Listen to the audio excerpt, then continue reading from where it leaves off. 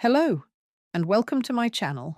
I'm Margaret, and here I share real-life stories from my friends at the nursing home. I thought she handed me her ancestry results for fun, but when I looked at the names, none of them were mine. At first, I smiled.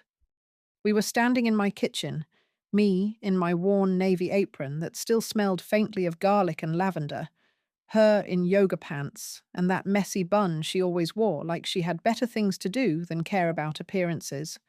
Jenna? My daughter-in-law.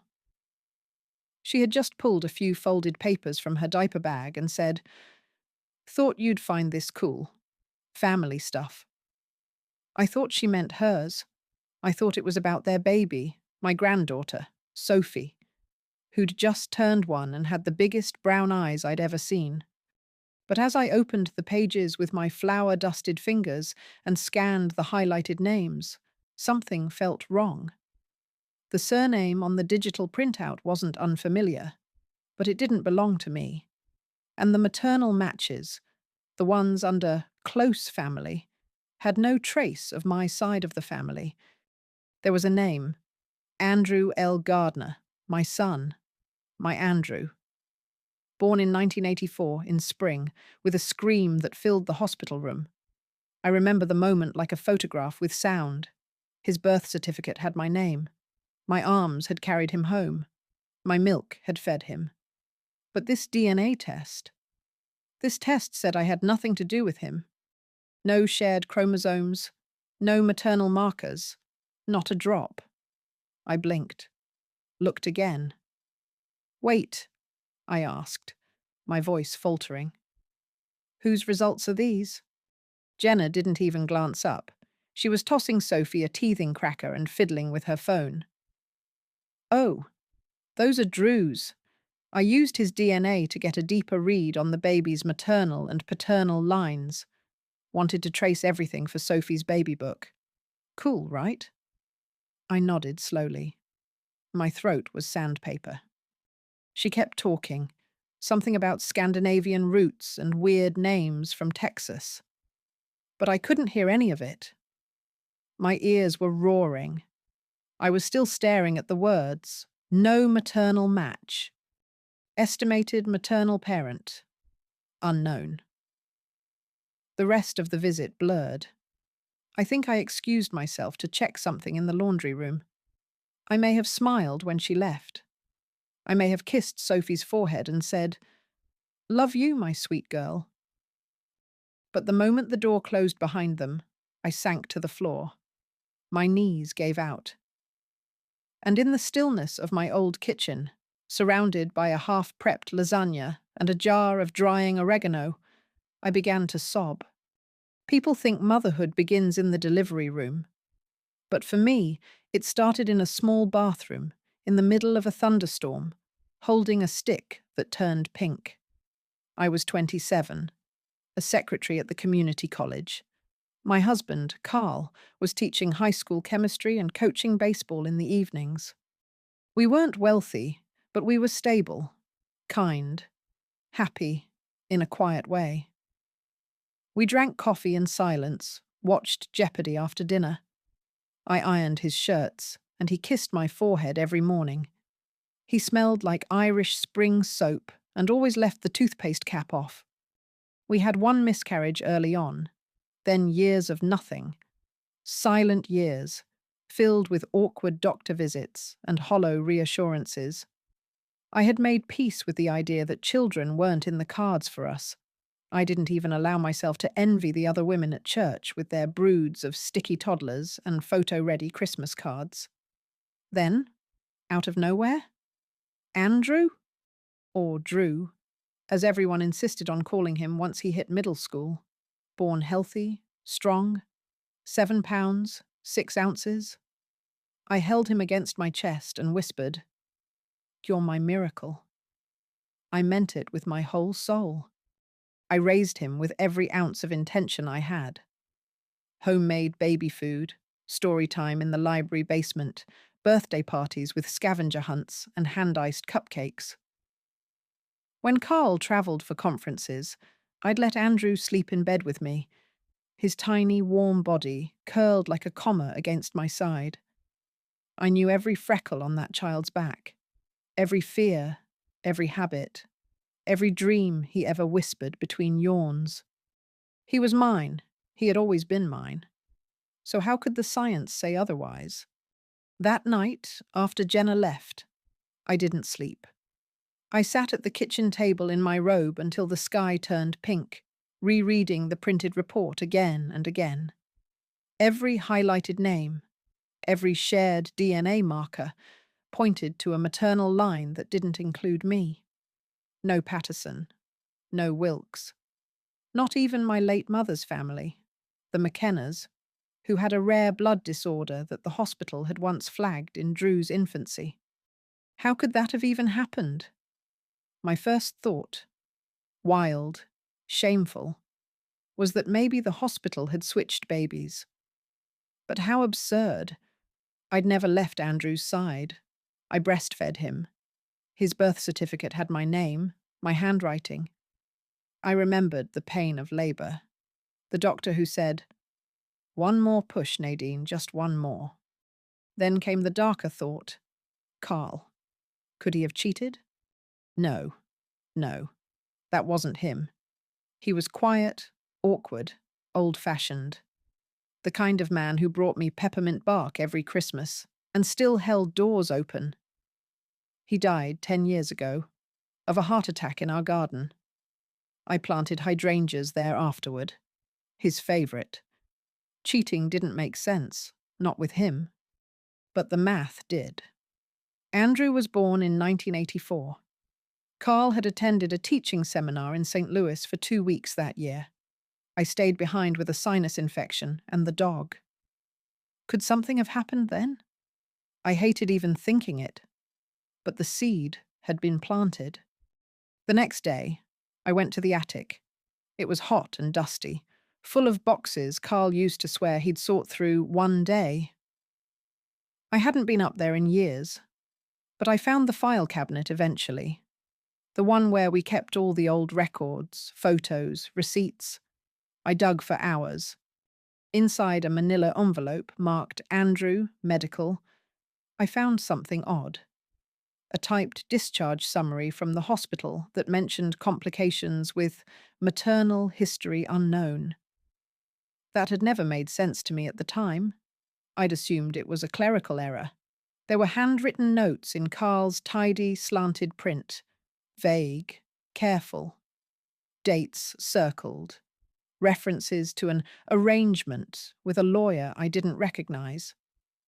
At the very bottom of the folder, hidden beneath baby growth charts and insurance forms, was a letter. Typed, yellowed, dated December 6th, 1983. Dear Mr. Gardner, per our agreement, the mother will not pursue contact after the birth. She has signed the waiver. As discussed, the child will be registered under your wife's name to preserve the continuity of your household. Please note, this record is confidential. Sincerely, Joseph H. Crowley, S.K. Enclosures, birth certificate, waiver forms, notarized statements. I stared at that letter until my vision blurred. The words burned into my mind. The child will be registered under your wife's name. So he had. He fathered a child with another woman, and somehow, impossibly, that child had been placed in my arms with my name on his papers, as if I were his mother. And I had believed it. I had lived it for 39 years. There was grief, and there was rage. But mostly in the days that followed, there was shame. Because here I was, a woman who had raised a child not born from her body, and I hadn't even been allowed the dignity of knowing it. Hadn't been given a choice. I wasn't an adoptive mother. I was an accessory to a lie. I kept asking myself, what kind of woman was I, that my own husband didn't trust me with the truth, that he'd let me mother a child, his child, without telling me where that child came from? What did that say about our marriage? About me? And Drew? My boy. Was he a co-conspirator or just another victim? The questions were weeds. Every time I pulled one up, 10 more grew in its place. I didn't call him. I didn't confront Jenna. Instead, I went to my garden and dug until my fingernails bled. The thing no one tells you about betrayal is that it doesn't always arrive like a thunderclap. Sometimes it's a whisper, a sideways glance, a forgotten moment that suddenly makes perfect sense. Once I knew the truth, I started seeing everything differently. Drew came by the next Sunday. Jenna stayed home with the baby. He brought a 6-pack of craft beer and a bag of charcoal, ready to grill like we used to. Figured we could do burgers, he said, setting the bag down with a grin. Old school. I nodded, forcing a smile. Sure. It was a warm, golden evening, the kind that should have felt peaceful. But I watched him like he was a stranger. Every word he said, every movement, was suddenly a question mark. I kept thinking, whose hands are those? Whose eyes did he really get? He was humming as he lit the grill, something low and tuneless. He always hummed when he was focused, a habit I once thought he got from Carl. But now, I wondered, do you remember when you got that chemistry set for Christmas?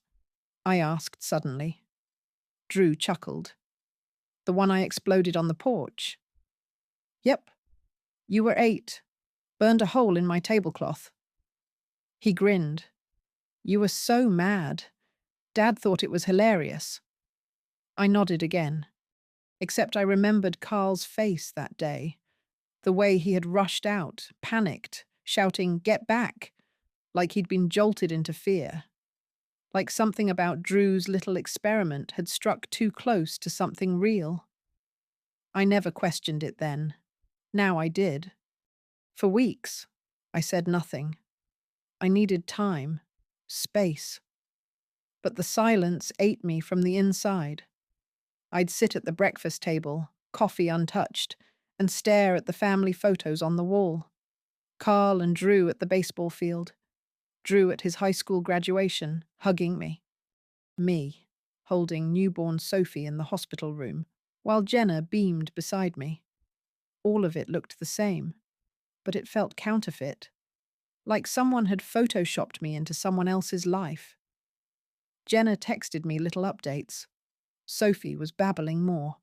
She liked blueberries now. Was I free to babysit next weekend? I said yes. Always yes. Sophie was my only constant. But with Drew, I couldn't find the rhythm anymore. Every conversation felt choreographed. His laugh rang false.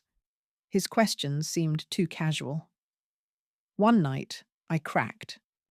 We were sitting on the porch swing, the sun setting behind the pine trees, cicadas humming in the background. Drew, I said quietly, did your father ever tell you anything about your birth? Anything unusual? He looked at me, surprised. No. Why? I watched his face closely. No health issues?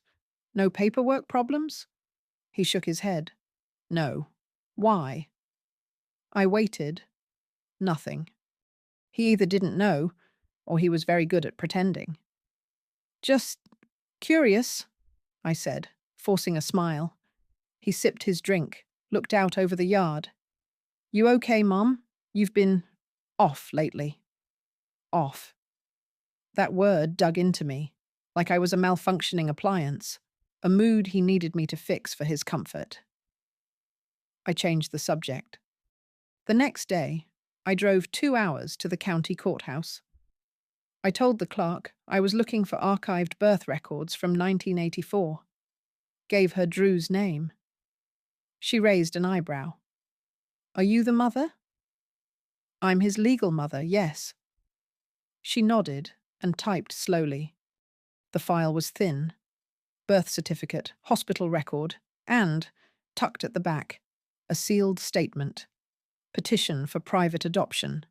Filed December 1983. Petitioner, Carl Gardner. Respondent, name redacted. Purpose, confidential placement of infant with spouse unaware of biological origin. There it was, in legal ink. My husband had engineered an adoption of his own child, without ever telling me. I don't know how he pulled it off. Maybe the rules were looser then. Maybe the lawyer owed him a favor. Maybe people looked the other way when a man wore a suit and had a steady job.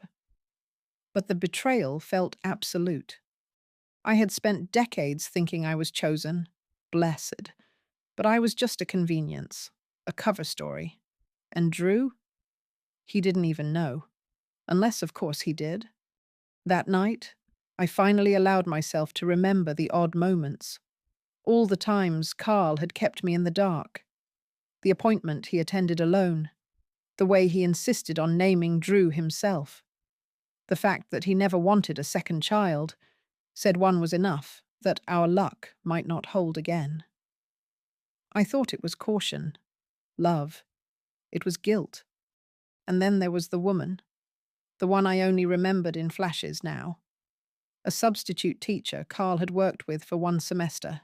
Quiet, pale, brown eyes like Drew's. She had come to one of our barbecues once, years ago. I remembered her watching Drew from across the yard as he toddled after a soccer ball. I remembered now. Her eyes had filled with tears. I had offered her lemonade. She left early, and I never saw her again. For the first time in my life, I began to understand just how much had been stolen from me. Not just honesty, not just trust, but the ability to know who I really was to the boy I raised. I had given up promotions, hobbies, friendships, even my health, to raise a child I thought was mine. And the man who should have stood beside me had done all of it in silence. I wasn't angry at Drew, not yet, but I was hollowing out from the inside, and I knew something had to change. It started with the will. I pulled it out one rainy afternoon, in the little upstairs room I used to call the craft nook, though I hadn't scrapbooked in years. The will had been updated after Carl died. I remember sitting in the lawyer's office, numb, nodding as she talked about assets, beneficiaries, contingencies. Everything went to Drew. The house, the car, Carl's pension, the Roth IRA we built over 35 years. At the time, it felt right. He was our only child. Who else would it go to? But now, reading the document line by line under a brass desk lamp, I felt an icy clarity settle in my bones.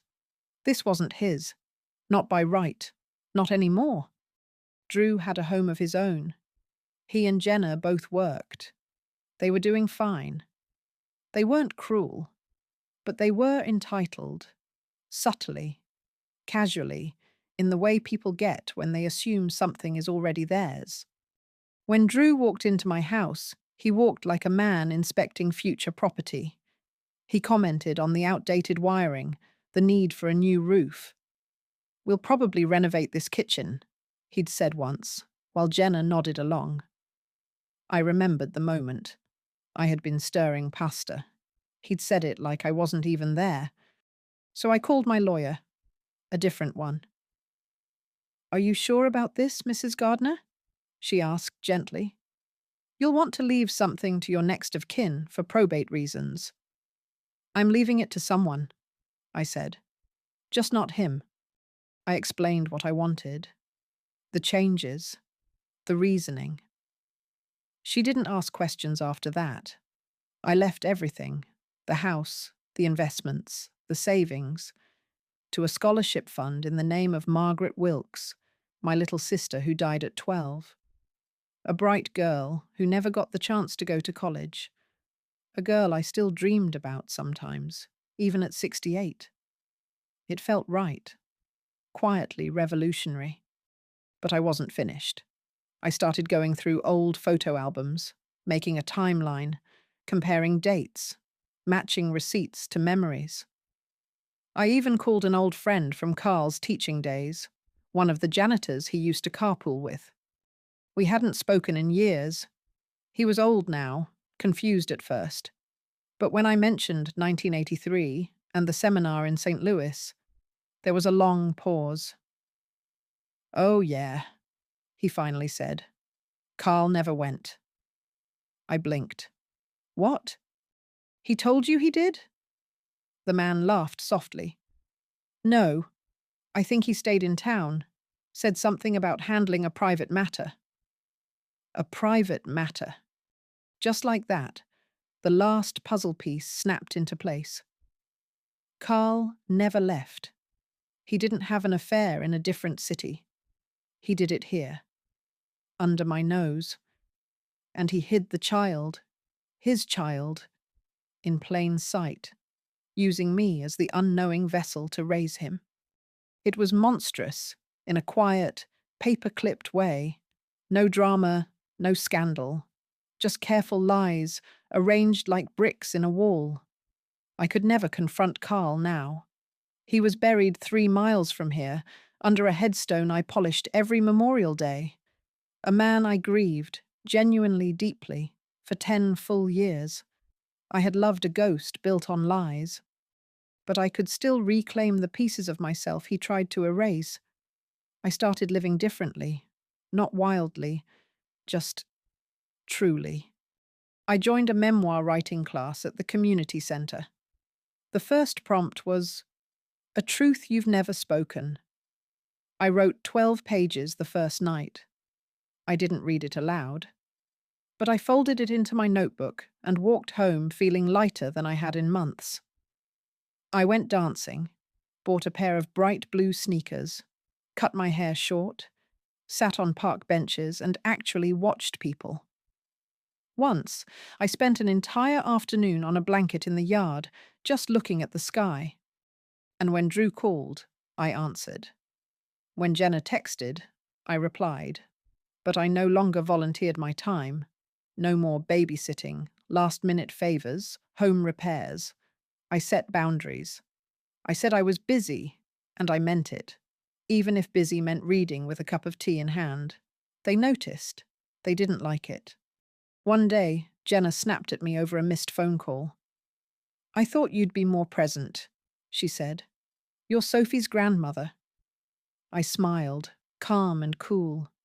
"Yes, and I'll always love her. But I'm living my own life now." She scoffed. "That's not how family works." I nodded. "I know." It wasn't cruelty, it was clarity. 2 months later, I invited them for dinner. I made Carl's favorite meal, meatloaf with mushroom gravy, mashed potatoes, roasted carrots. The house smelled like every Sunday night we ever shared as a family. They came on time. Jenna brought wine. Drew kissed my cheek. "Smells amazing in here," he said. "Good," I said, with a smile. "Sit down." We ate, talked, laughed about old memories. Sophie babbled and threw mashed carrots on the floor. I cleaned them up without a word. Then, after dessert, I stood. I looked directly at Drew. And I said, "You're not my blood. I raised you better than either of your real parents." The silence was sharp. Jenna froze. Drew stared at me, blinking. What are you talking about?" he asked. I reached under the table and placed the DNA report in front of him. Jenna gasped. "I wasn't supposed to see it," I said. "But I did, and I did my homework. I found the letters, the files. I know everything now." Drew's face drained of color. "Mom, I'm not angry at you," I interrupted. "You didn't do this. Your father did. But I will not be used anymore." He swallowed. "So what does that mean?" I looked at Jenna. "It means the house isn't yours. The savings, the inheritance, none of it." Her eyes widened. "Wait, you're cutting us off?" "No, I said calmly. I'm giving what I built to someone who never got the chance to have a future. Drew's voice cracked. You're disowning me. I raised you with everything I had, I said. And I'll always care about you. But don't mistake that for obligation. There was no yelling, no door slamming, just stunned silence. They left 15 minutes later. Sophie waved goodbye from the car seat. I waved back, smiling. It's been a year, a full cycle of seasons since that dinner, since I laid everything bare across a table carved by my own hands and watched my past walk out the front door. I haven't heard from Drew since. Not directly. There were a few texts, one from Jenna a week later, short, defensive, something about processing and family still being family. I didn't respond.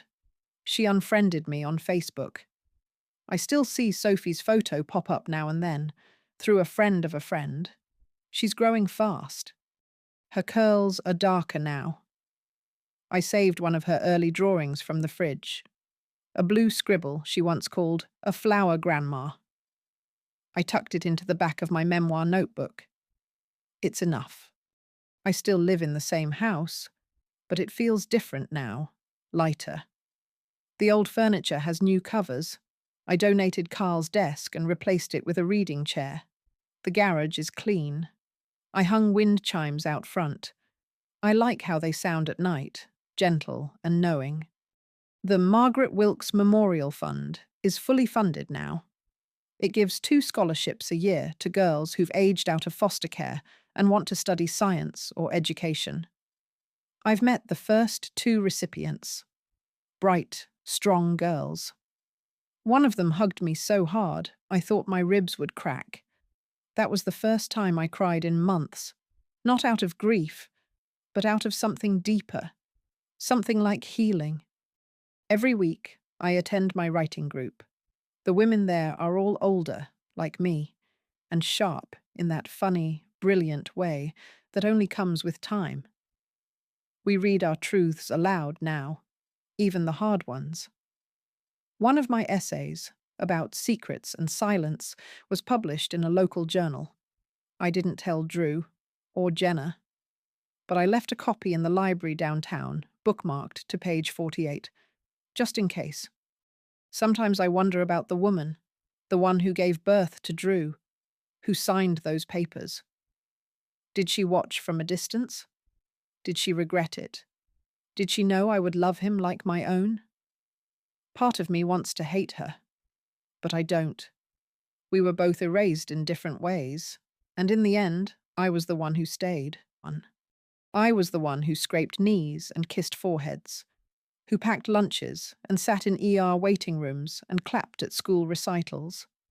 I was there for the heartbreaks, the panic attacks, the night he called me at 2 a.m., afraid he'd failed his final. I stayed up with him. I said, "You'll be okay." And he was. I mothered him. Not because of blood, but because I chose to, over and over. And now I choose myself. Last week, I invited the scholarship girls over for dinner. I made lasagna. The house was full of noise and messy laughter, and someone spilled soda on the rug and no one cared. It felt like family, not inherited, but built. Afterward, one of the girls asked, "Do you ever get lonely being on your own now?" I thought about it. About silence, about peace, about freedom. And then I said, "No, I've never felt more like myself." She smiled. "Good. You deserve it." "Yes, I do. They lied to me for decades. I lied back with silence. And when they came for what they thought was theirs, I gave them nothing. Now, I wake up to the sound of birds. I drink my coffee slow. I write. I remember. I plant things that will grow long after I'm gone. And I am free.